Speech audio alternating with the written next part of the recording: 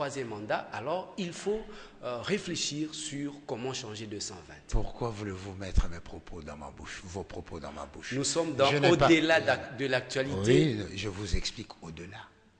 Je vous explique au-delà de l'actualité. Et moi, je vous pose la question au-delà de l'actualité. Le problème, c'est lequel?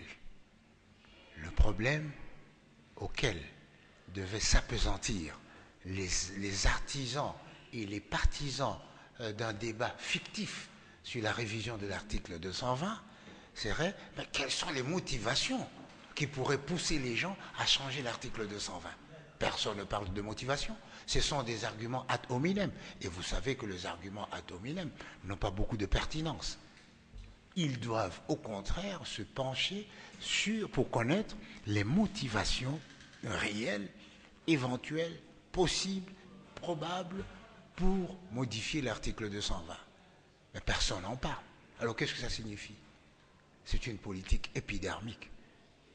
Et puisque vous parlez des motivations, ceux qui sont opposés à votre démarche, notamment de réfléchir à une éventuelle révision de l'article 220,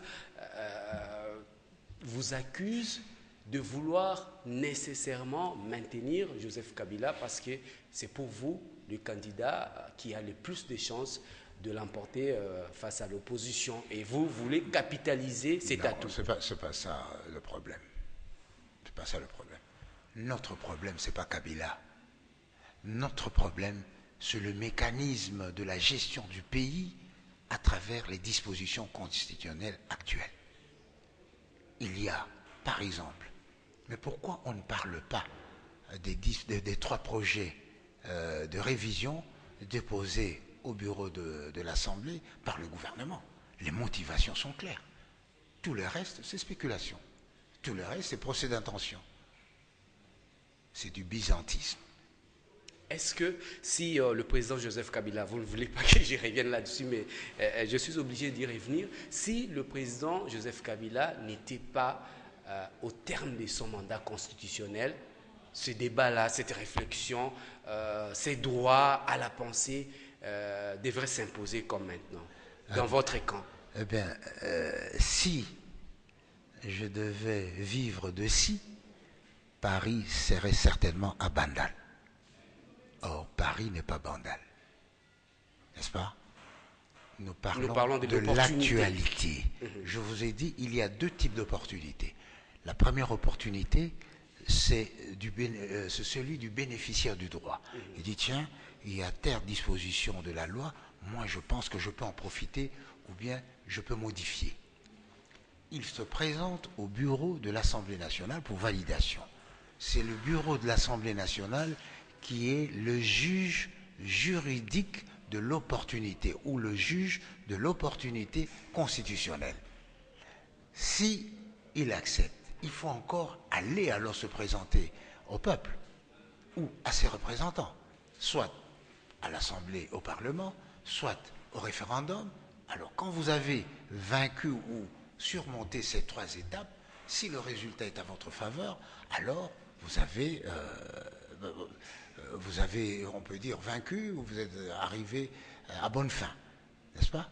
Mais maintenant, je ne comprends pas, vraiment je ne comprends pas qu'on puisse monter sur ces grands chevaux rien qu'à partir des intentions prêtées. Vous parlez d'intention, M. Atundou, mais lorsque dans votre camp politique, le camp présidentiel, on entend des discours tels que Kabila, Toulembi, on a noté, il faut parachever et tout. Et ça aussi, c'est des intentions. Ah, mais non, comment non, Kabila peut-il parachever son... l'œuvre qu'il a commencée s'il ne brigue pas un 3e mandat? Non, le président Kabila ne va jamais parachever l'œuvre de la reconstruction du pays. La reconstruction du pays est une réalité évolutive et dynamique. Autant qu'Assavubu n'a pas terminé, le Mobutu non plus, Mouzin non plus, Joseph non plus, celui qui va lui succéder non plus, ainsi jusqu'à la fin des temps. Donc il va s'arrêter à ces 2 mandats. Mais pourquoi êtes-vous obsédé? obsédé. Le président Kabila, le principal intéressé de la chose, dit « J'ai 2 ans et demi de travail parce que je dois présenter un bilan au peuple congolais. Si j'ai une prétention quelconque, éventuellement, je pourrais le manifester. » Et c'est moi qui l'ajoute d'ailleurs. Il peut avoir une prétention. Lui, il n'a pas dit, c'est moi qui l'ajoute. Oui. N'est-ce pas? Lui, il n'a pas dit.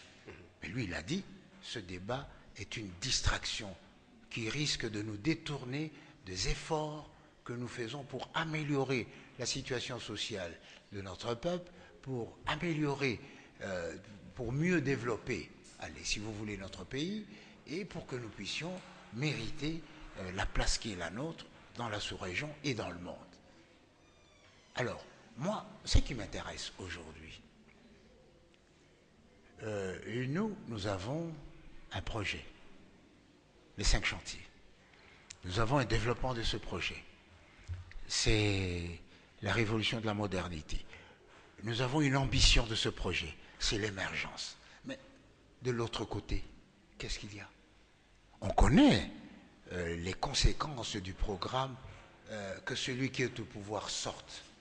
Ils partent et on verra le reste. Mais quelqu'un a fait ses bons moments sur ce slogan.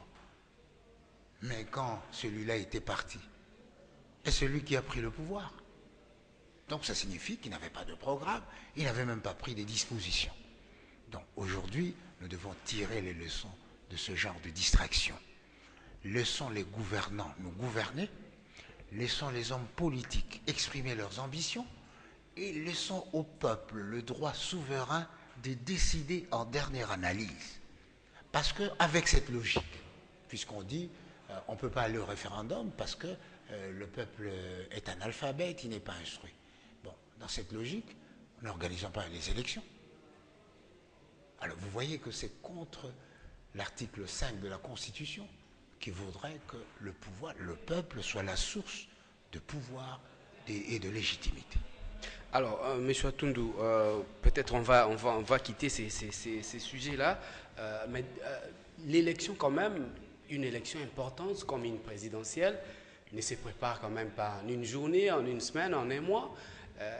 Vous dites non, Joseph Kabila, le président qui